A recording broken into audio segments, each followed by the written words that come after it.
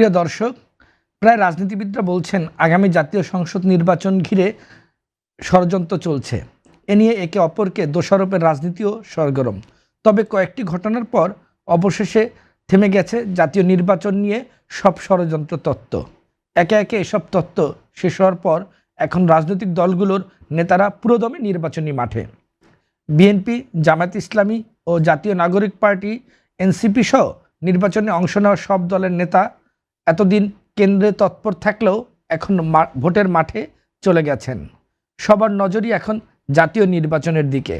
নানা তৎপরতার মধ্য দিয়ে ভোটারদের মন জয়ের চেষ্টা করছেন প্রার্থীরা। প্রিয় দর্শক, দেশের সর্বাধিক প্রচারিত দৈনিক বাংলাদেশ প্রতিদিনের সমসাময়িক বিষয় নিয়ে নিয়মিত আয়োজন বাংলাদেশ প্রতিদিন অনুষ্ঠানে আপনাদের স্বাগত জানাচ্ছি আমি রুহুল আমিন রাসেল। আজ আমাদের সঙ্গে আছেন বাংলাদেশ জাতীয়তাবাদী দল বিএনপি চেয়ারপারসনের উপদেষ্টা মোহাম্মদ আব্দুর রশিদ সরকার, আছেন বাংলাদেশ নিজামী ইসলামী পার্টির নির্বাহী সভাপতি মাওলানা AKM আশরাফুল হক এবং বাংলাদেশ ছাত্র ইউনিয়নের সাবেক সভাপতি ও বাম রাজনীতি বিশ্লেষক অ্যাডভোকেট হাসান তারিক চৌধুরী সোহেল। আপনাদের সবাইকে স্বাগত জানাচ্ছি। আজ আমাদের আলোচনার বিষয় নির্বাচনের ষড়যন্ত্র তত্ত্ব। সরাসরি চলে যেতে চাই মোহাম্মদ আব্দুর রশিদ সরকার, আপনার কাছে এখনো ষড়যন্ত্র চলছে কি? আসসালামু আলাইকুম। ষড়যন্ত্র কখনোই থেমে থাকে না। ষড়যন্ত্র একটা যারা করতে চায় তারা সবসময় এসব নিয়ে কাজ করে থাকে, করতে চায়। তো আমি বিশ্বাস করি যে এই সমস্ত ষড়যন্ত্র কখনোই কার্যকরভাবে কিছু করতে পারবে না এবং দেশে একটি সুন্দর সুষ্ঠু নির্বাচন অনুষ্ঠিত হবে। আপনি যেহেতু আর কি সরকারের সাবেক সচিবও, দীর্ঘদিন প্রশাসনের সঙ্গে কাজ করার একটা অভিজ্ঞতা রয়েছে, প্রশাসন চাইলে কতটা ষড়যন্ত্রে জড়িত থাকতে পারে নির্বাচন নিয়ে? সব কিছুই সম্ভব, কোনো কিছুই অসম্ভব নয়। তবে আমার বিশ্বাস যদি সরকার চায় সঠিকভাবে নির্বাচন অনুষ্ঠান করা এবং আমরা যে সমস্ত রাজনৈতিক দল নির্বাচনে অংশগ্রহণ করছি তারা যদি রাজনীতির মাঠে কোনো রকম অনভিপ্রেত কিছু করার আশা না করি বা চেষ্টা না করি, আমরা নিজেরা সমস্ত ষড়যন্ত্র ব্যর্থ হবে ইনশাআল্লাহ। দেশকে ঘিরে কেন এতটা আলোচিত হয় বাংলাদেশের নির্বাচন নিয়ে? ধন্যবাদ রাসেল, এবং ধন্যবাদ আমার বিজ্ঞ দুই সহ আলোচককে এবং বাংলাদেশ প্রতিদিনের পাঠক, দর্শক, শুভাকাঙ্ক্ষী সবাইকে শুভেচ্ছা। আসলে আমাদের দেশটা তো একটা ভূরাজনীতির অংশ এবং ভূরাজনৈতিক বিবেচনায় আমাদের দেশের অবস্থানটা খুবই গুরুত্বপূর্ণ এবং স্পর্শকাতর। ফলে এই দেশকে ঘিরে বিভিন্ন দেশের রাজনৈতিক স্বার্থ এবং তার যে কৌশলগত স্বার্থ থাকা অস্বাভাবিক কিছু নয়, এবং তারা সকলেই চাইবে তাদের মতো করে একটা রাজনৈতিক পরিবর্তন, ক্ষমতার পট পরিবর্তন যেন বাংলাদেশে হয়। এটা হয়ে থাকে এবং আমাদের দেশ কখনোই ভূরাজনীতির বাইরে ছিল না। ফলে নানা কারণেই বিদেশি ভূমিকা, বিদেশি হস্তক্ষেপ ইত্যাদি আলোচনায় এসে থাকে। কিন্তু সবচেয়ে বড় কথা হলো দেশের ভিতরে ক্রিয়াশীল রাজনৈতিক দলসমূহ এবং প্রশাসন, বিশেষ করে নির্বাচন কমিশনকে নির্বাচনকালীন সময়ে যে সিভিল প্রশাসন সহযোগিতা করে থাকে, তাদের জায়গা থেকে তারা যদি দেশপ্রেমিক অবস্থানটা গ্রহণ করে, অর্থাৎ একটা গণতান্ত্রিক উত্তরণের জন্য যে কমিটমেন্ট থাকা দরকার সেই কমিটমেন্ট যদি তারা প্রদর্শন করে, তাহলে পরে বিদেশি ষড়যন্ত্র খুব বেশি একটা কুলিয়ে উঠতে পারে না, যেটা আমরা বিভিন্ন সময় বিভিন্ন দেশে দেখেছি। এই জন্য আমাদের দেশের রাজনৈতিক দলগুলোর নেতৃত্ব এবং সিভিল প্রশাসনের এবং আমাদের সামরিক প্রশাসনের এবং বিভিন্ন ল এনফোর্সিং এজেন্সির তাদের ইমানদারি এবং তাদের দেশপ্রেম এবং জনগণের প্রতি তাদের যে দায়বদ্ধতা, সেই জায়গাটাতে যদি তারা সতর্ক থাকে, তাহলে পরে এই ধরনের ষড়যন্ত্র কখনোই মাথা তুলে দাঁড়াতে পারবে বলে আমি মনে করি না। মাওলানা AKM আশরাফুল হক, আপনার কি মনে হয় নির্বাচন নিয়ে ষড়যন্ত্র কি থেমে গেছে নাকি চলমান? ধন্যবাদ রাসেল ভাইকে। আজকের এই অনুষ্ঠানে যারা দেখছেন এবং শুনছেন বাংলাদেশ প্রতিদিনের এই লাইভ অনুষ্ঠানে সবাইকে অভিনন্দন ও শুভেচ্ছা। আসলে এই গ্লোবাল ওয়ার্ল্ডে বর্তমানে বিশেষ করে আমাদের মতো বাংলাদেশ তৃতীয় বিশ্বের একটি দেশে সবসময়ই বড় শক্তি এবং আন্তর্জাতিক সম্প্রদায়গুলি এইসব দেশকে কন্ট্রোল করার বা নিয়ন্ত্রণে আনার বা তাদের স্বার্থ হাসিলের জন্য তারা ব্যবহার করে থাকে। সেই জায়গা থেকে আসলে তৃতীয় বিশ্বের কোনো দেশের রাজনীতি বা নির্বাচনেই বড় রাষ্ট্রগুলোর বা বড় শক্তিগুলোর চোখ এড়িয়ে চলতে পারে না। এই জন্য তারা তাদের স্বার্থে যদি সুবিধা মনে না করে তাহলে যে কোনো সময় যে কোনো ধরনের সমস্যা, সংকট এবং ষড়যন্ত্র করে থাকে। আমরা এই নির্বাচন প্রক্রিয়া বা এই গভর্নমেন্ট, এই অন্তর্বর্তী সরকার আসার পরে আমরা এই বাংলাদেশ প্রতিদিন আমাদের একটা স্টেটমেন্ট গেছে যে নির্বাচন নিয়ে বড় ধরনের ষড়যন্ত্র চলছে, দেশে বিদেশে জড়িত। আমরা বলার ঠিক 7 দিন পরেই ডক্টর ইউনূস সাহেব বলছেন যে বড় শক্তিগুলো নির্বাচনকে নিয়ে তাহলে এই ষড়যন্ত্র কারা করছে, কারা করে, কি লাভ তাদের? এটা মূলত আপনাকে যে প্রথম যে কথাটা বলছি যে বহির্বিশ্বের যে শক্তিগুলো যারা মুরলি ওয়ার্ল্ড ওয়াইজ যারা মুরলিপনা করে, তাদের পলিটিক্যাল স্বার্থ, তাদের অর্থনৈতিক স্বার্থ এবং সিভিলাইজেশনের যে স্বার্থ, সভ্যতার যে বিষয়টা, এগুলি কন্ট্রোল করার জন্য সুনির্দিষ্টভাবে যদি বলেন যে ষড়যন্ত্রকারী কারা? আমাদের দেশে বর্তমানে যে অবস্থা, যে আমরা দেখতেছি যে এই সরকার আসার পর থেকে একটা সম্প্রদায় সবসময়ই এই সরকারকে 5 বছর বা আরো বেশি সময় দিতে চাইছে, এবং যখনই নির্বাচনের কথা আসছে তারা খুব জোরালোভাবে এটাকে অ্যাভয়েড করতে চাইছে বা প্রতিহত করতে চাইছে। এবং সরকার পক্ষ থেকেও দেখা গেছে অনেক সময় ওই যারা নির্বাচনটাকে দীর্ঘায়িত করতে চায় বা গভর্নমেন্টকে আরো লং টাইম দিতে চায় অনির্বাচিত সরকারকে, এটাকে যারা সাপোর্ট করছে গভর্নমেন্টের ভিতরে বাইরে, এবং এই ক্ষেত্রে বাহিরের বড় শক্তিগুলো যারা আছে আমরা যা মনে করি এরাও কেউ নির্বাচনটা দ্রুত হোক এমন কোনো কিছু প্রেশার কি সরকারকে বা আমাদের আন্তর্জাতিক লবিংয়ে যেটা ওইটা হয় নাই। বড় শক্তি বলতে দর্শক কি বুঝবে? বড় শক্তি বলতে আগে ধরেন বাংলাদেশে একসময় 18 বছর এককভাবেই বাংলাদেশ যেটা একটা নিয়ন্ত্রণ করছে, যেটা ভারত করছে, সাবেক পতিত সরকার ফিসিস খুনি হাসিনার মাধ্যমে এককভাবে বাংলাদেশটাকে তারা কন্ট্রোল করছে। সেখানে কিন্তু 14 নির্বাচন বলেন, 18 নির্বাচন বলেন এবং 24 নির্বাচন বলেন, আসলে 3টা নির্বাচনে কোনো গ্রহণযোগ্যতা দেশীয় বিদেশি আন্তর্জাতিক কোথাও নাই, হয় নাই। কিন্তু তারপরে কিন্তু আপনি জাতিসংঘ বলেন, ইউরোপীয় ইউনিয়ন বলেন, আমেরিকা বলেন, কেউ কিন্তু বলে না যে আপনার নির্বাচনটা আমরা স্বীকৃতি দিচ্ছি না। সবাই সরকারের সাথে যোগাযোগ করছে, রাখছে, এবং সেটা তারা যেমন তাকে কখনোই এই জায়গা থেকে ফিরে আনার চেষ্টা করে নাই। কিন্তু একমাত্র দেশ আমরা দেখছি যে কাকে, যে ভারত একচাটিয়া তাকে এই সময়টাকে সবচেয়ে বেশি সাপোর্ট করে গেছে। সেই জায়গা থেকে যখন একটা পর্যায়ে যখন জনগণ এসে এই ক্ষুব্ধতা তৈরি হয়েছে, সেই 18 বছরের যে তাদের সংক্ষুব্ধ অবস্থান থেকে যখন নাকি সরকারকে পালিয়ে যেতে বাধ্য হয়েছে, তখন আমরা বাংলাদেশের জনগণ অটোমেটিকলি ভারত বিরোধী একটা মানসিকতা আগের থেকে লালন করে সেটাকে আরো শানিত হয়েছে, এবং সেই আবেগটাই কাজে এখন লাগে। সেই আবেগটাকে আমাদেরকে যে ভারত বিরোধী একটা অবস্থান থেকে এখন আমরা মনে করি, যে আমি আমার জায়গা থেকে মনে করি এটা ওয়েস্টার্ন কান্ট্রিগুলো আমরা দেখি যে তারা খুব বেশি অ্যাক্টিভ। ছোটো ছোটো অনেক দল, যারা এনসিপি সহ নতুন দল যারা হয়েছে, হ্যাঁ, অনেক দল দেখি যে আপনার কূটনৈতিক পাড়ায় খুব বেশি গত 1-1.5 বছর যাতায়াত করছে। এবং এটা আমরা একটা আলোচনা সভায় আমরা ডিউরেতে বলছি যে এটা একটা স্বাধীন রাজনীতি বা স্বাধীন দেশের জন্য এটা ভালো লক্ষণ নয়, যে কূটনৈতিক মিশনে সব দলের সাথেই তারা ওপেন কথা বলবে, যাতায়াত করবে, এতে ইন্টারফিয়ার হয় পলিটিক্স, স্বাধীন সত্তার এবং স্বাধীন পলিটিক্স ইন্টারফিয়ার হয়। এবং সেটা কিন্তু গত 1.5 বছর, হ্যাঁ, এবং এর আগের থেকে সেটা হয়ে আসছে, তার আগের থেকে আমরা এটা দেখতেছি। তা আমরা মনে করি যারা এই যোগাযোগটা বেশি করছে এনসিপির সাথে, এবি পার্টি বা আরো অনেক দলের সাথে যারা, আমি মনে করি যে এই নির্বাচনটাকে নিয়ে তারা বেশি পর্যন্ত করতেছে, যে নির্বাচনটা যে দ্রুত না হয়, আরো দেরিতে হয়, আরো পরে হয়, এবং এটা চাইছে। এবং এটা এই নির্বাচনটা দ্রুত হওয়া না হওয়া, সুবিধা অসুবিধা, এটা একটু ভিন্ন প্রসঙ্গ। কিন্তু এই প্রসঙ্গটা দ্রুত যাতে নির্বাচন না হয়, আমরা নজরুল ইসলাম পার্টি জাতীয় সংলাপে ছিলাম প্রথম দিকে, এবং প্রথম থেকে আমরা বলে আসছি যে নির্বাচনটা যত দ্রুত পারে সম্ভব দেয়া দাও। অনির্বাচিত সরকার লঙ্ঘন করা, দীর্ঘায়িত করা, এটা কখনোই একটা রাষ্ট্রের জন্য এই আধুনিক যুগে এই গণতান্ত্রিক সিস্টেমে কখনোই শোভনীয় হয় না। এই জন্য এই সরকার যতটুকু দ্রুত পারে নির্বাচনে দেওয়া হোক। সারা দুনিয়া আমাদের অতীতের আপনার তত্ত্বাবধায়ক সরকারগুলো কিন্তু 3 মাসের ভিতরে নির্বাচন দিয়েছে। নেপালে 5 মাস বা 6 মাস বলে তারা ডিক্লেয়ার করেছে, কিন্তু আমাদের এখানে কিন্তু এটা অনেক পরে এসে নির্বাচনের ইস্যুটা আসছে। এবং এই নির্বাচনের ইস্যুটা আসার পরে কিন্তু দেখা গেছে যে অনেকে এটা মাঠে ঘাটে আমরা দেখছি তারা ভালোভাবে গ্রহণ করে নাই।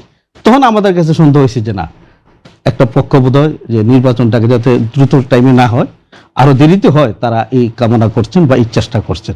এবং সেটা আমরা মনে করছি যে না, এই নির্বাচনটা দেরিতে হইলে এটা কখনই বাংলাদেশের জন্য, বাংলাদেশের আগামী দিনের উন্নয়নের জন্য এবং আমাদের অস্তিত্বের জন্য, আমাদের সার্বভৌমত্বের জন্য এটা ভালো হবে না, শুভনীয় হবে না।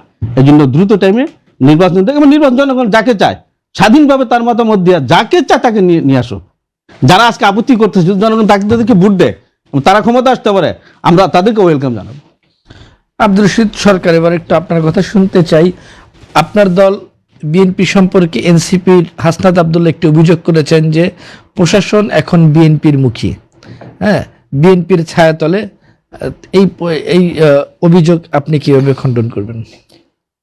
দেখুন, বিএনপি একটা বড় রাজনৈতিক দল, এটা একটি লিবারাল ডেমোক্রেটিক পার্টি। এই দলের বহু সমর্থক দেশে আছে, এবং আজকে না, দীর্ঘদিন ধরে এই দলটি দেশের রাজনৈতিক মাঠে বিচরণ করছে। হঠাৎ করে যদি কেউ প্রশ্ন তোলে যে প্রশাসন তার পক্ষে কাজ করছে, এটা একটা ভুল ধারণা। কারণ এখন পর্যন্ত বিএনপি কখনোই চায় নাই যে কেউ আমাকে সাপোর্ট দিয়ে আমাকে ক্ষমতা নিয়ে আসুক। বিএনপি সাপোর্ট চায় শুধুমাত্র জনগণের।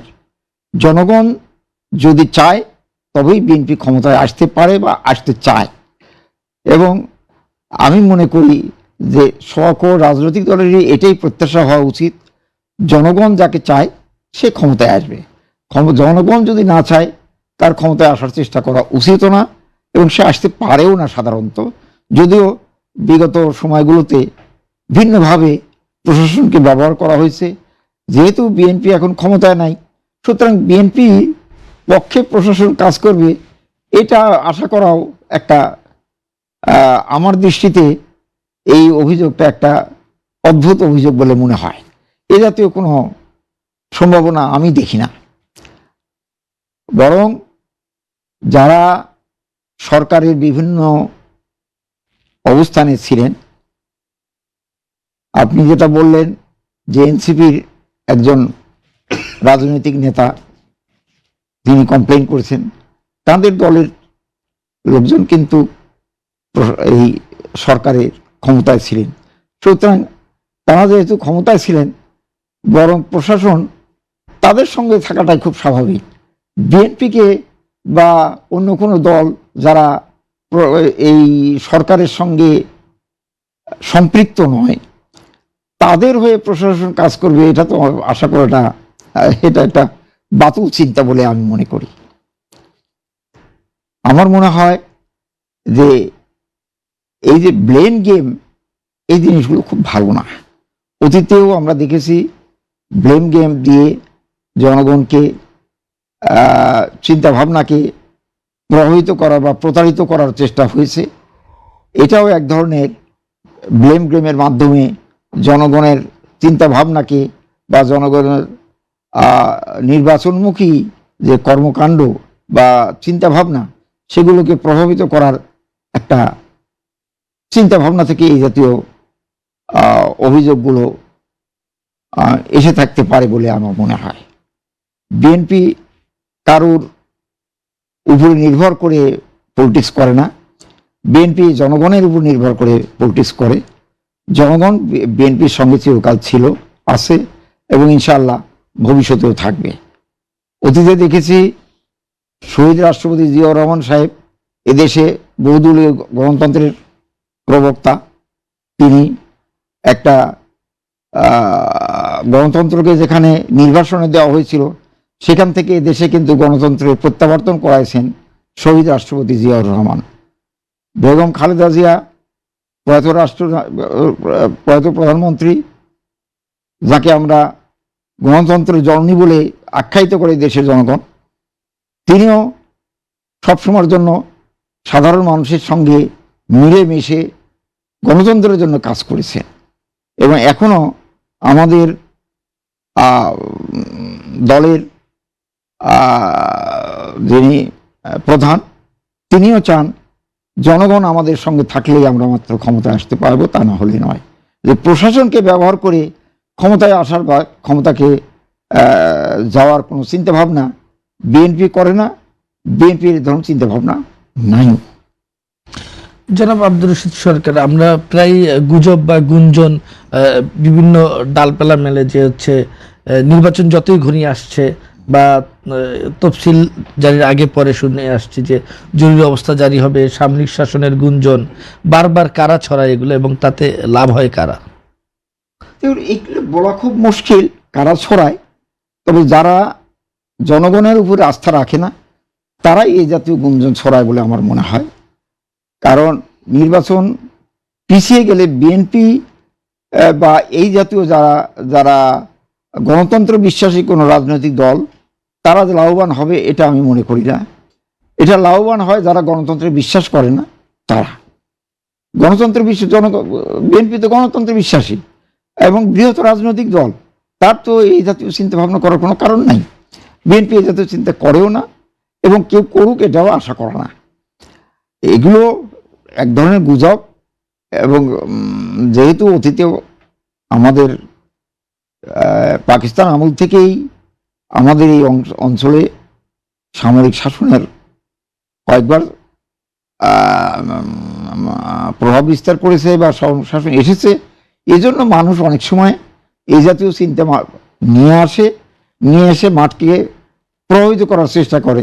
কিন্তু আমার বিশ্বাস দেশপ্রেমিক সামরিক শক্তিও এখন এই জাতীয় চিন্তা করে, এটা আমি বিশ্বাস করি না। হাসান তারেক চৌধুরী সোহেল, আন্তর্জাতিক মহল বলা হয় যে এখন তারা নির্বাচনমুখী, এটি গণতন্ত্রের জন্য কতটা গুরুত্বপূর্ণ? আন্তর্জাতিক মহল তো দুই প্রকারের হয়।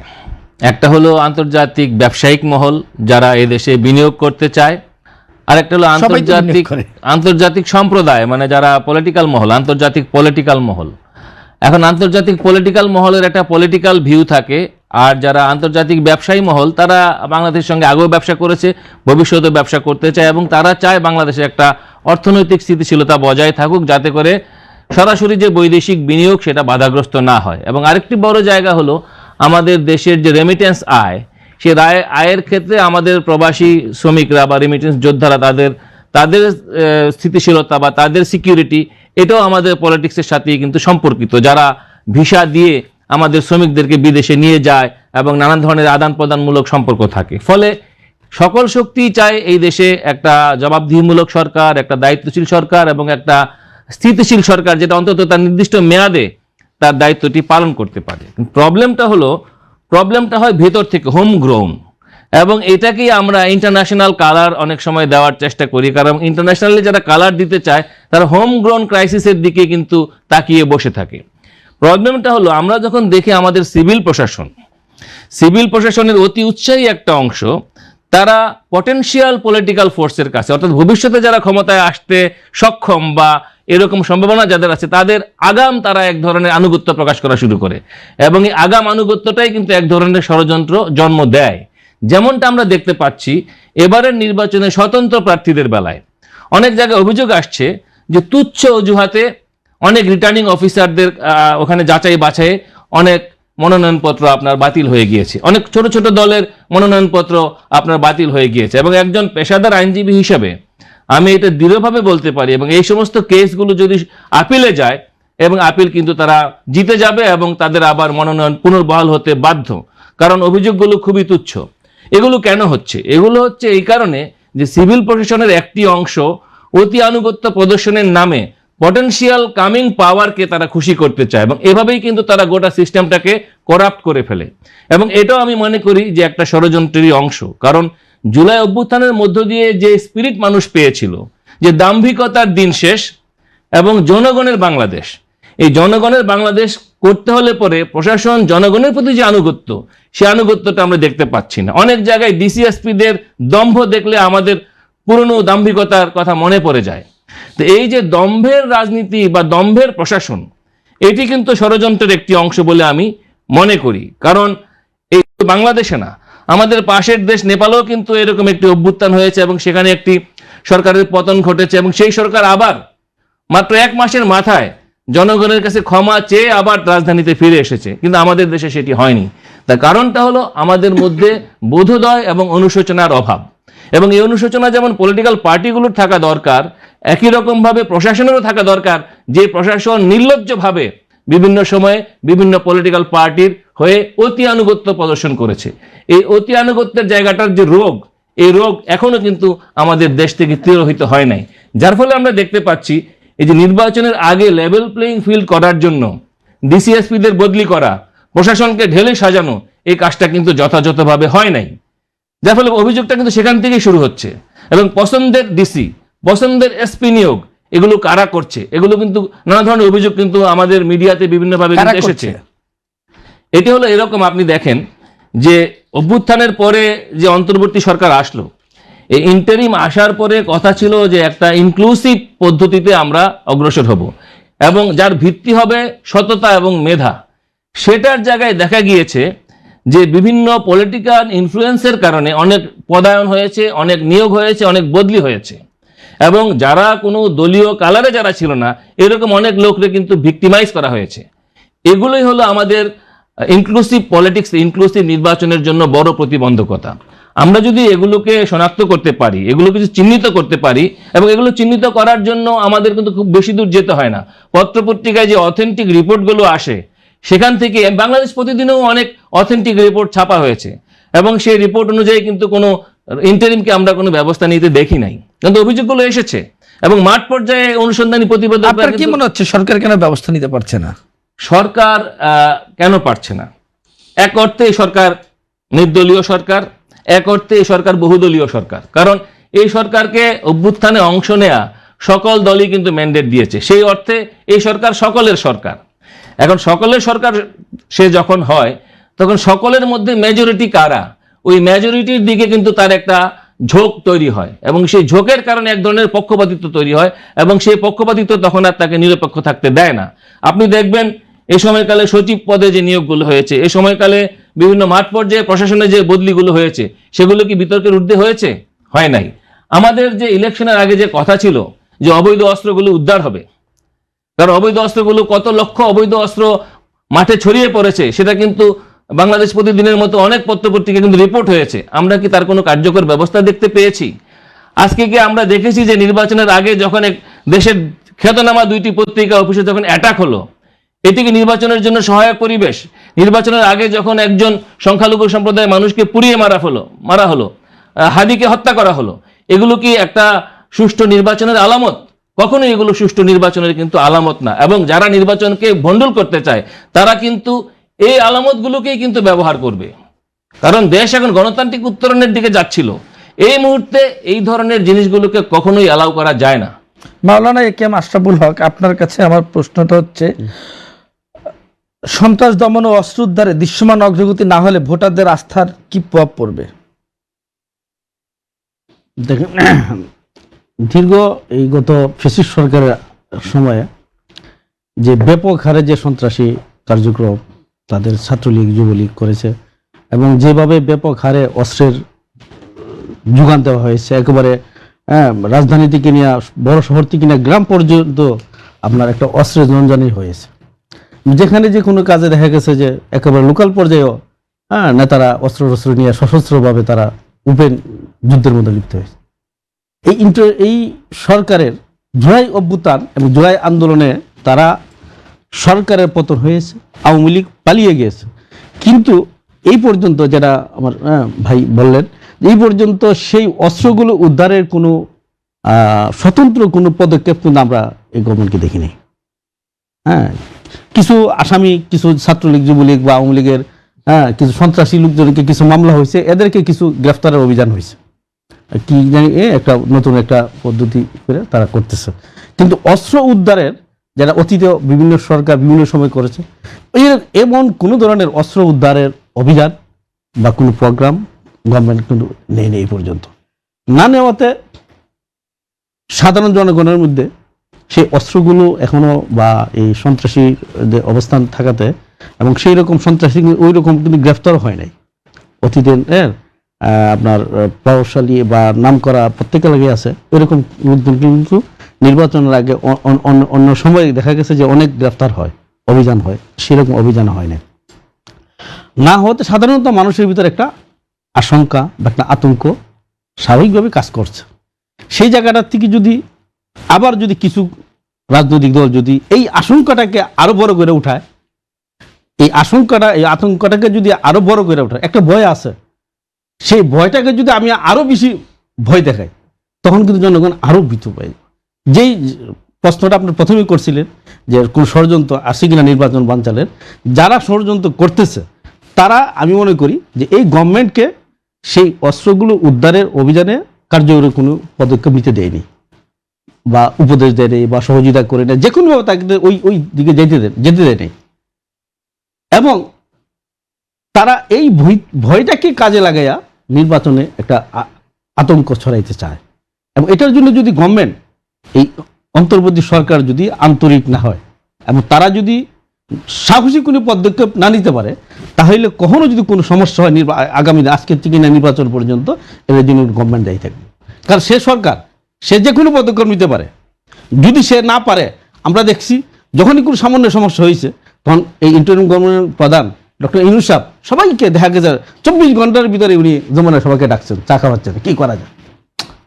তাইলে যদি এই অস্ত্রকে উঠানোর জন্য উনি যদি কোনো সমস্যা ফিল করেন, তাহলে উনি সবাই ডাকতেন রাজনৈতিক লিডারদেরকে, রাজনৈতিক দলগুলোকে, আসেন এই সমস্যাটা আমরা সকলে মিলে কী করে সমাধান করা যায়। কিন্তু গভর্নমেন্ট ওইরকম কোনো পদক্ষেপ নেয় নাই।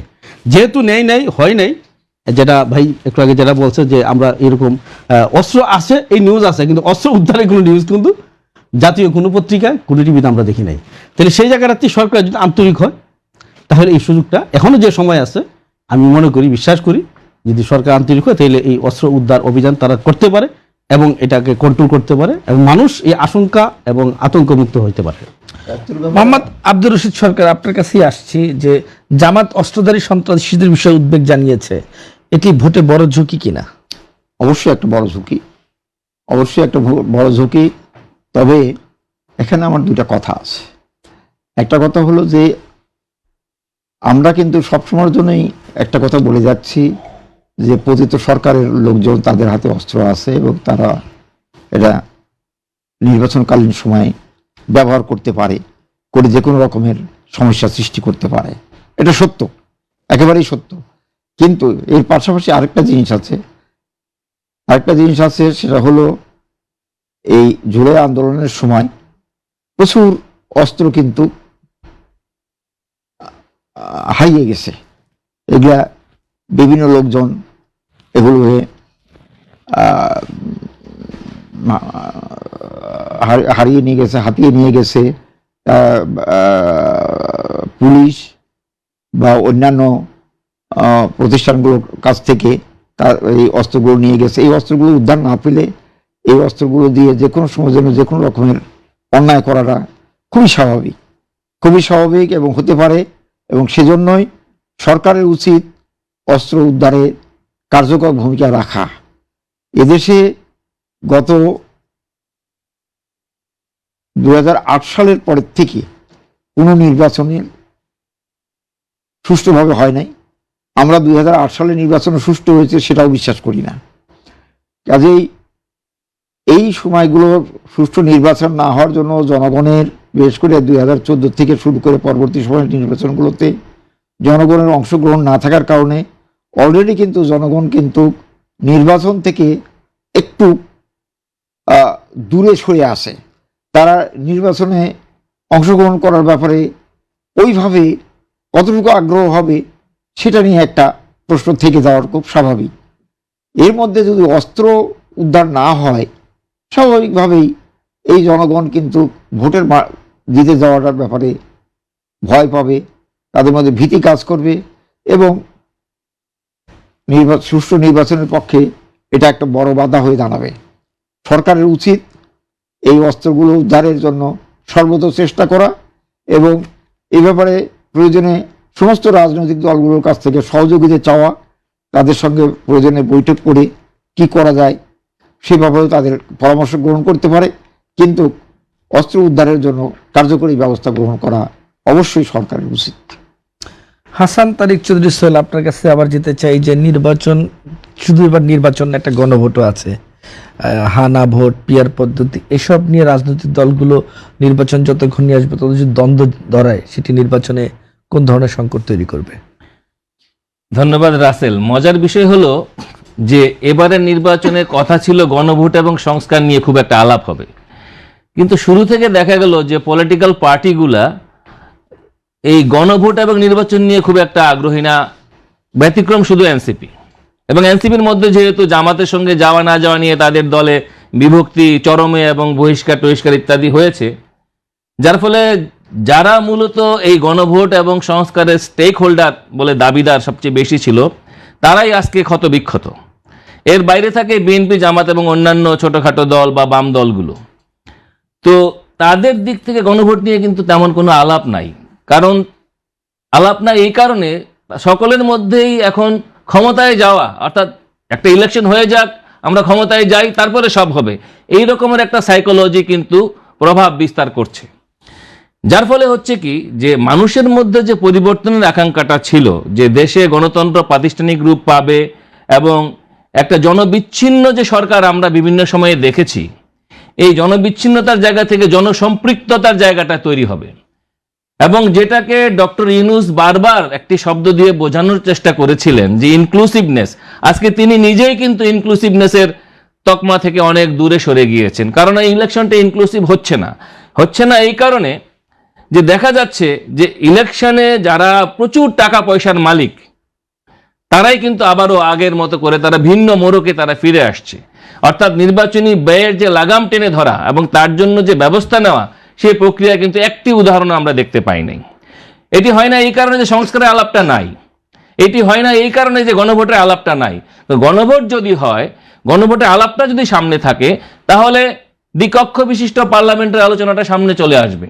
গণভোট যদি হয়, তাহলে নারীদের যে অংশগ্রহণ, যারা ভোটারের অর্ধেক প্রায় হলো নারী ভোটার, তাদের যে প্রতিনিধিত্ব, অর্থাৎ ইলেকশনে প্রার্থিতার বেলায় এবং দলীয় নেতৃত্বের বেলায়, সেটিও কিন্তু সামনে চলে আসবে। এবং একই সঙ্গে আমাদের সাংবিধানিক সংস্কার, আমাদের বিচার বিভাগের সংস্কার এবং সর্বোপরি পিয়ার পদ্ধতি, এই বিষয়গুলো কিন্তু ভোটের এজেন্ডায় সামনে থাকার কথা ছিল। কিন্তু আমরা দেখছি ভোটের এজেন্ডায় এখনো সামনে থাকছে যে ইলেকশনটা আদৌ হবে কি হবে না। এখন ইলেকশন হবে কি হবে না বড় জায়গার ফোকাল পয়েন্ট হলো ভোটাররা কি ইলেকশনে ভোট দিতে আস্থা পাচ্ছে, নিরাপত্তা পাচ্ছে, আগ্রহী হচ্ছে? যে কথাটা আমার শ্রদ্ধেয় সহ-আলোচক আমাদের রশিদ ভাই বললেন, যে মানুষের মধ্যে এখনো এক ধরনের কিন্তু দোলাচল রয়েছে। কারণ ভোট সেন্টারে গিয়ে দাঙ্গা হাঙ্গামা হবে কিনা, কারণ অস্ত্রগুলো বাইরে রয়ে গিয়েছে। যারা সাধারণ গণমানুষের প্রার্থী, ওনাদের মতো যারা আলেম সমাজের প্রার্থী, তারা ভাবছে যে কালো টাকার সঙ্গে তারা পেরে উঠবে কিনা। যারা বামপন্থী প্রার্থী, তারা ভাবছে যে কোটিপতিদের সঙ্গে তারা পেরে উঠবে কিনা। এই যে জায়গাটি এখনো তৈরি হয়ে রয়েছে, এটি হয়েছে এই কারণেই যে গণভোট এবং আমাদের যে সংস্কারের প্রসঙ্গ, সে আলোচনাগুলোকে সুকৌশলে ডমিনেটিং পলিটিক্যাল পার্টিসগুলো তারা চাপা দিয়ে দিয়েছে, তাদের আলোচনায় সেটা নাই। বাধ্য হয়ে ইন্টারিম এখন বলছে হ্যাঁ ভোট দিন, হ্যাঁ ভোট দিলে কি পাবেন আর না দিলে কি পাবেন না, এই অ্যাডভার্টাইজমেন্ট এখন গভর্নমেন্টের তরফ থেকে করতে হচ্ছে। এবং এটা করে ইন্টারিম কার্যত কিন্তু নিরপেক্ষ থাকলেন না, তিনি হ্যাঁ ভোটের পক্ষে কিন্তু অবস্থান নিলেন। আপনি কি তাই এটা খুব স্বাভাবিক, কারণ যখন নির্বাচনের মাঠে যখন রাজনৈতিক দলগুলো এসে যায়, তখন তারা কিন্তু সবাই নির্বাচনকে জয়লাভ করবে এটা নিয়ে তারা কাজ করে। হ্যাঁ ভোটের বিষয়টা কিন্তু এখানে সরকারকেই এখানে অবস্থান নিতে হবে এবং হ্যাঁ ভোটের পক্ষে সরকারের কাজ করতে হবে। সরকার যে সেক্ষেত্রে সরকার কি নিরপেক্ষ হবে? অবশ্যই নিরপেক্ষ, কারণ সমস্ত রাজনৈতিক দলের সঙ্গে আলাপ আলোচনা করেই কিন্তু এই যে পয়েন্টগুলো এখানে নিয়ে আসা হয়েছে। তার কি জনগণের সঙ্গে কোনো আলোচনা হয়েছে? রাজনৈতিক দলগুলোর সঙ্গে হয়েছে, মানে জনগণের সঙ্গে। রাজনৈতিক দলগুলোকে জনগণের সঙ্গে করেছে কিনা? সব জনগণই কি রাজনৈতিক দল করে তা তো না। এখন হ্যাঁ vote BNP as a political party, আমি খুব বিনয়ের সাথে আপনার সঙ্গে একটু সাপ্লিমেন্ট করতে চাই যে বিএনপির হা বা না ভোট নিয়ে তাদের একটা অবস্থান রয়েছে, নেজামে ইসলাম পার্টির হা বা না ভোট নিয়ে একটা অবস্থান রয়েছে, সকল বামপন্থী দলগুলোর হা বা না ভোট নিয়ে একটি অবস্থান রয়েছে, জনগণের ভিতরেও হা বা না ভোট নিয়ে একটি সুনির্দিষ্ট অবস্থান রয়েছে। ফলে জনগণ যখন হা এবং নাতে বিভক্ত, তখন সরকার কি এককভাবে হায়ের পক্ষে যেতে পারে? থাকলে যদি হায়ের পক্ষে যায়, সরকার কি তাহলে নিরপেক্ষ জায়গায় থাকে? এরকম একটা এথিক্যাল প্রশ্ন কিন্তু সামনে চলে আসে। মাওলানা এ কে মাশরাফুল হক, এক্ষেত্রে কি সরকার রেফারির ভূমিকা থাকতে পারছে নাকি নিজেই খেলছে? না, আপনার সরকার আসলে নিজেই খেলছে।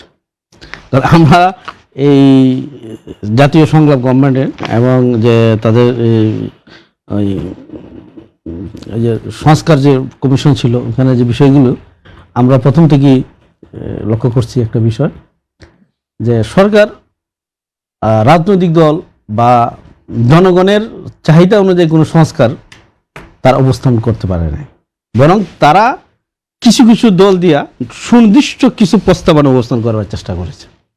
যেমন আমি দেখে যে আমরা এটা প্রথম দিনই এটা আপত্তি করছি, পরে আমাদের কিছু সমস্যা হয়েছে, যে তারা সংস্কারের প্রথম প্রস্তাব হলো যে আগামী সরকারের প্রধান দলীয় প্রধান হতে পারবে না, একটা অন্যতম একটা প্রস্তাব, এবং প্রধানমন্ত্রী একজন একাধারে দুইবারের বেশি হতে পারবে না।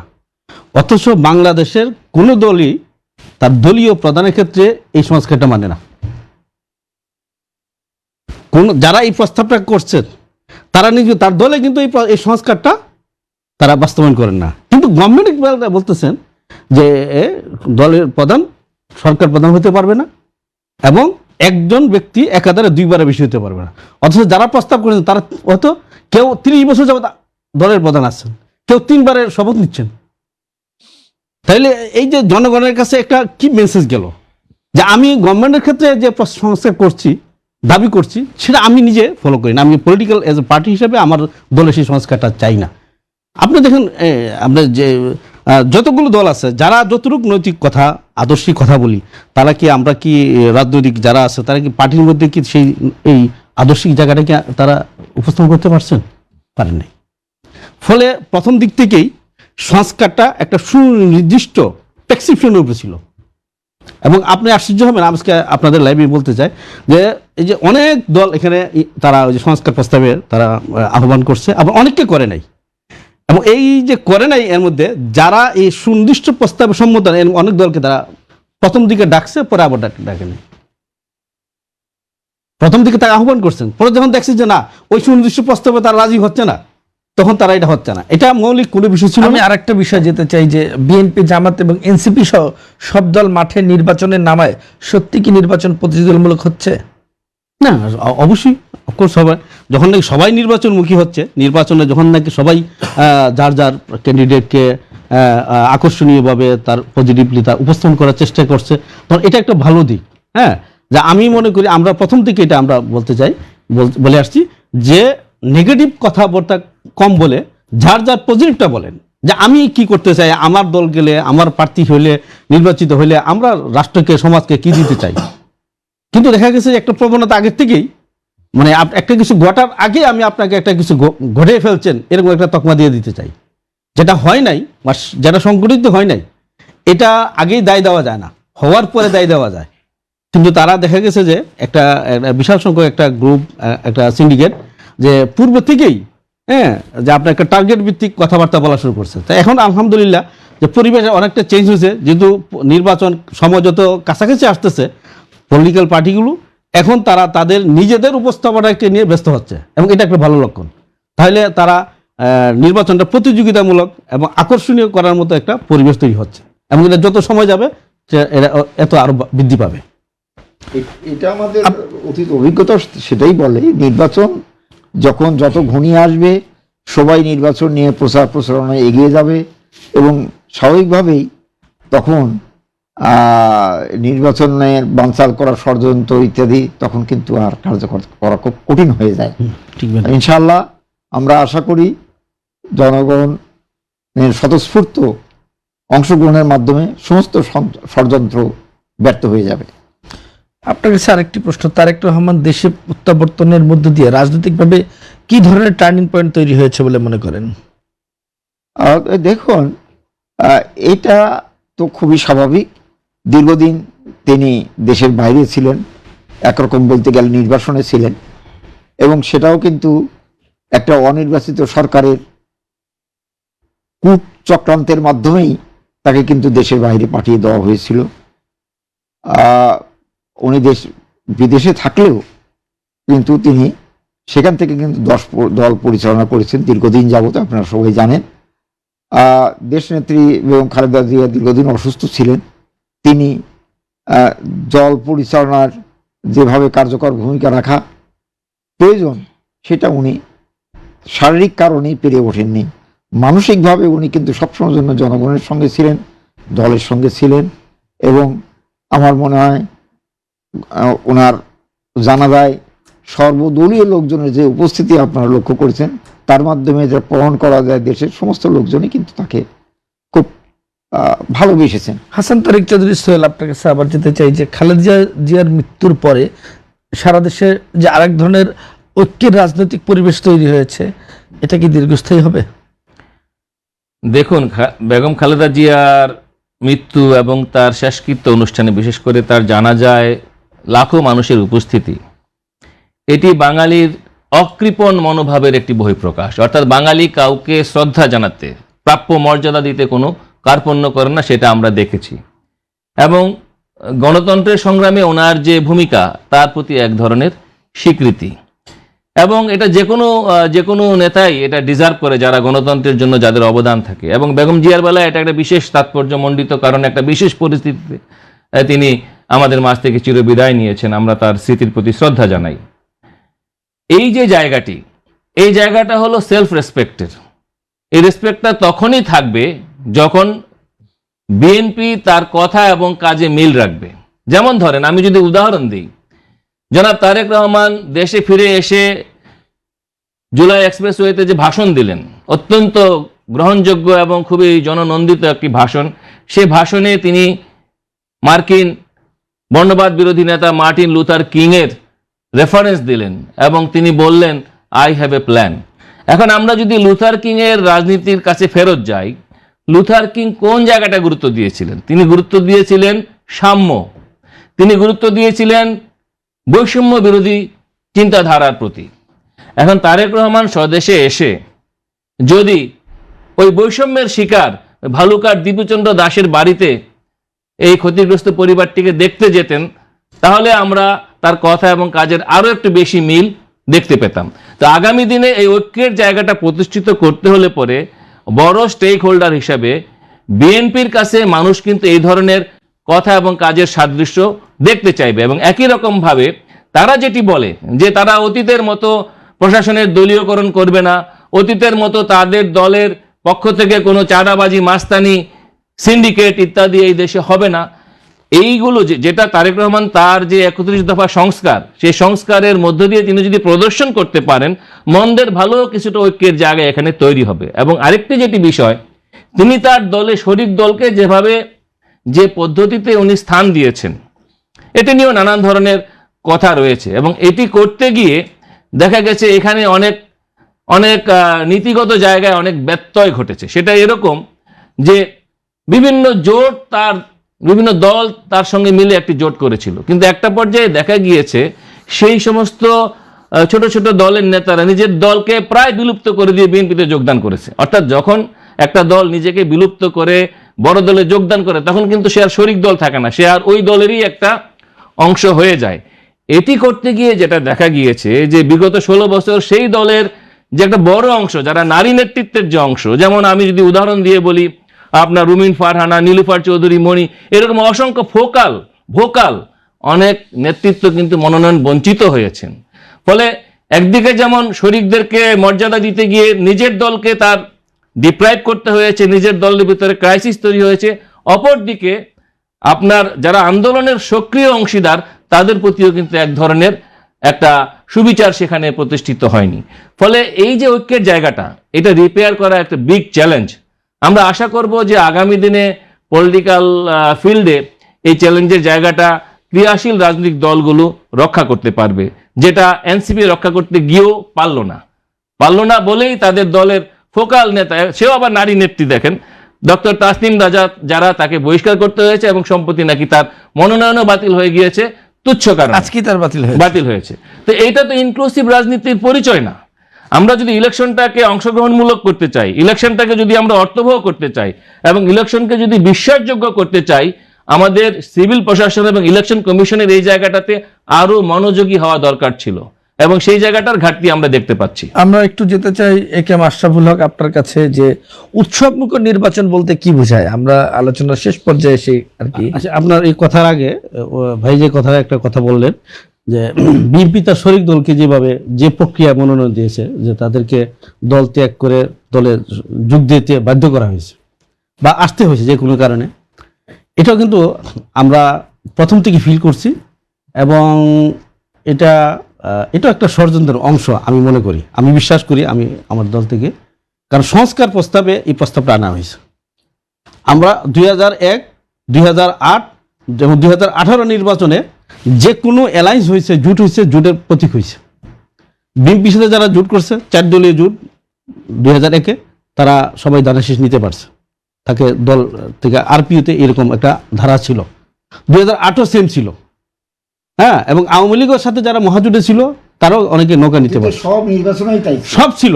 কিন্তু এবার একটা পক্ষ যাতে বিএনপির সাথে সমমনা কোন রাজনৈতিক দল অ্যালায়েন্স করতে না পারে, এই জন্য তারা পরিকল্পিতভাবে এই আইনটা সংযোজন করছে। আমি এই কথাটাই বলতে চেয়েছিলাম যে তারা যে প্রত্যেক দল যার যার প্রতীকে নির্বাচন করতে হবে এবং অ্যালায়েন্স বা জোটবদ্ধ কোনো সংঘবদ্ধ জোটবদ্ধ কোনো আলাদা কোনো স্বতন্ত্র কোনো হবে না, প্রতীক হবে না। এখানে একটু আমি যুক্ত করি আপনার সাথে। এটা কিন্তু মাননীয় হাইকোর্টের রায়ের প্রতিফলন। হাইকোর্টে এই প্রসঙ্গে একটি মামলা হয়েছে এবং সেই মামলায় মাননীয় আদালত এটি রায় দিয়েছেন যে জোটভুক্ত দলগুলো তার নিজস্ব মার্কায় নির্বাচন করতে হবে। এখন জোটভুক্ত কোনো ছোট দল, উদাহরণ হিসেবে নেজামে ইসলাম পার্টি যদি বিএনপির সঙ্গে জোট করে, নেজামে ইসলাম পার্টি যদি নিজেই সিদ্ধান্ত নেয় যে আমি আমার দলটা রাখবো না, দলটার সাইনবোর্ড বিলুপ্ত করে আমি এখন ধানের মার্কা নিতে হবে এবং আমি এই দলে যোগদান করব, সেটা তো তাদের স্বাধীনতার ব্যাপার। এখন সেই দল যদি তার নীতিতে নিষ্ঠ না থাকে, বিএনপি তার জন্য কি করতে পারে? বিএনপি দেয় না, আমি সেটা বলতেছি না। এই যে আরপিউর যে সংস্কারটা, যে এই যে আইনটা আনা হলো যে জোটবদ্ধ নির্বাচনে একক প্রতীক হবে না, জোটবদ্ধ নির্বাচনে একক প্রতীক হবে না। আগে যারা 2001-এ এবং 2008-এ 2018-তে যেটা হয়েছে, কিন্তু তারা কি করলো একটা আইন যে জোটবদ্ধ হোক আর যেভাবে হোক সব দলই যার যার নিজস্ব প্রতীক করতে হবে। যেমন আপনি এখন জামাতের সাথে 10 দল বা 11 দল হয়েছে, তারা কিন্তু যদি ওই আইনটা থাকতো সবাই একটা প্রতীকে নির্বাচন করতে পারতো, দাড়িপাল্লায় করে আর শাপলা কুলিতে করে, তাদের এই সুবিধা ছিল। আবার তারা কিন্তু সবাই দানাশিরি করতে পারতো। যেহেতু আরপিওতে তারা এই সংস্কার করে নিয়ে আসছে, তখন মানে অবস্থার প্রেক্ষাপটে সবাই বাধ্য হয়েছে। কারণ যেহেতু বিএনপি বড় দল, সেখানে কিন্তু মনে করতেছে যে দানাশিস আসলে আমার সুবিধা হবে, এই জন্য ছোট দলগুলো যাচ্ছে। ঠিক সেম সমস্যা কিন্তু জামাতে পড়ছে। জামাতের সাথে এমন কিছু ছোট দল আছে যারা তাদের প্রতীকে নির্বাচন করার মতন উৎসবমুখর নির্বাচন বলতে কি বোঝায়? আমি একটা কথা কিন্তু না বলে জনগণের প্রত্যাশা বলতে পারবো না। সেটা হলো যে বলা হয়েছে, আমার সহ অংশগ্রহণকারী উনি বলেছেন যে ভালুকায় কেন যেতে পারে নাই। দেখেন, এই যেদিন উনি আসতেন তার কয়েকদিন মধ্যেই কিন্তু ওনার মা মারা গেছেন। এই নিয়ে কিন্তু ওনাকে একটা অবস্থান থাকতে যেতে বলছি না, মানে উনি অঙ্গীকারটা করতে পারতেন যে আমি যাব, হবে, সবই হবে আশা করা যায়। আপনি যেটা বলুন উৎসব মহল পরবর্তীতে নির্বাচনের ব্যাপারে, আমি বিশ্বাস করি ইনশাআল্লাহ নির্বাচন উৎসব মুখর পরিবেশই হবে। উৎসব মুখর পরিবেশ বলতে একটা জিনিসই বোঝায়, সব ধর্ম, সব জনমত, সব রকমের দলের লোকজন যেন নির্বাচনে অংশগ্রহণ করতে পারে এবং সবাই যেন নিজ নিজ মত স্বাধীনভাবে প্রকাশ করতে পারে, সেটাই উৎসব মুখর নির্বাচন। এবং সেটাতে আমি আশা করি এরা সফল হওয়া যাবে বলে আমার বিশ্বাস। হাসান তারেক চৌধুরী সোহেল, একবারে খুব সংক্ষেপে যে এই নির্বাচন থেকে একটি স্থিতিশীল সরকার গঠনের সম্ভাবনা কতটা দেখছেন? এটা 50-50, কারণ 50-50 এই কারণে যে এখনো পর্যন্ত আমাদের অনেক দূর পথ যেতে হবে, অর্থাৎ প্রতিটি দিনই কিন্তু খুব চ্যালেঞ্জিং। এখন যেভাবে আমাদের ইলেকশন কমিশন এবং ইন্টারিম যাচ্ছে, আমরা সংখ্যার জায়গাটা কিন্তু এখনো মুক্ত হতে পারছি না, কারণ ইনক্লুসিভ করার জন্য যা যা শর্ত থাকা দরকার সেই শর্তগুলোর আলামত কিন্তু আমরা দেখতে পাচ্ছি না। কারণ যারা ইলেকশনে এখনো বিভিন্ন ক্যান্ডিডেটের উপরে অ্যাটাক হচ্ছে, তার সমর্থকদেরকে মার্ডার করা হচ্ছে, এবং যেভাবে মনোনয়নপত্র বাতিল করা হচ্ছে, যে পদ্ধতিতে রিটার্নিং অফিসাররা যেভাবে করছেন, এটি অনেক প্রশ্নের উদ্রেক করেছে যে এর ভিতরে কিছু আছে কিনা, প্রশাসনের ভিতরে কোনো দাম্ভিকতার ভূত, কোনো স্বৈরাচারের ভূত ঢুকে পড়েছে কিনা, এবং বিএনপি বা বড় দলগুলোকে খুশি করার জন্য প্রশাসনের কেউ কেউ ব্যস্ত হয়ে পড়েছে কিনা, এগুলো কিন্তু খতিয়ে দেখার ব্যাপার আছে। মাওলানা আশরাফুল হক, একেবারে শেষ প্রশ্ন, এই নির্বাচন কি সত্যি জনগণের আস্থা ফিরিয়ে আনতে পারবে? যে আমরা আশা করি, কারণ নির্বাচনটা যদি স্বাভাবিক এবং সুস্থ এবং সকলের অংশগ্রহণমূলক যে পদ্ধতি যেভাবে সামনে অগ্রসর হচ্ছে, এইভাবে যদি সুন্দরভাবে সম্পন্ন করা যায়, তাহলে মানুষের আস্থা ফিরে আসবে ইনশাআল্লাহ। আর ভাই একটু আগে যে কথাটা বলছেন যে জনাব তারেক রহমান সাহেব বাংলাদেশে ফেরার দিন, যে স্বদেশ প্রত্যাবর্তনের দিন, যে উনি যে মার্কিন লুথার যে বক্তব্যটা, লুথার কিংয়ের যে বক্তব্যটা উদ্ধৃতি করেছেন, সেখানে কিন্তু উনি আরেকটা উদ্ধৃতি দিয়েছেন আমাদের শেষ নবী, আখিরি নবী হযরত মুহাম্মদ সাল্লাল্লাহু আলাইহি সাল্লামের, ওনার ন্যায় বিচারের, ন্যায়পরায়ণতার আদলে আগামী দিনে বাংলাদেশে গড়ার প্রত্যয় ব্যক্ত করছেন। তা আমরা সেই জায়গাতেই বলতে পারি যে ওনার সেই অঙ্গীকার, সেই ভাষণ, সেই বক্তব্য, এটা যদি উনি পরিচর্যা করেন এবং বিএনপি যদি সেটাকে লালন করেন, তাহলে আগামী দিনে বাংলাদেশ হয়তো তারা যদি আরো, যারা ভাই বলছেন যে আরো তারা অগ্রসর হওয়া এবং নিরপেক্ষতা দেখানো বা উদারতা, যেটা বেগম খালেদা জিয়া, ঈমান এবং আমল, বেগম খালেদা জিয়া, মরহুম বেগম খালেদা জিয়া এবং শহীদ প্রেসিডেন্ট জিয়াউর রহমান, আমরাও আশা করি আগামী দিনে সেই সুফল পাবে বাংলাদেশের মানুষ। প্রিয় দর্শক, নির্বাচন নিয়ে ষড়যন্ত্রের কথা যে যাই বলুক না কেন, আগামী জাতীয় সংসদ নির্বাচনে সাধারণ মানুষ ভোট দিয়ে নতুন নেতৃত্ব নির্বাচন করবেন, এই প্রত্যাশা নিয়ে আজকের মতো বিদায় নিচ্ছে আমি রুহুল আমিন রাসেল। আবার দেখা হবে আগামীকাল সমসাময়িক বিষয়ভিত্তিক অনুষ্ঠান বাংলাদেশ প্রতিদিনে।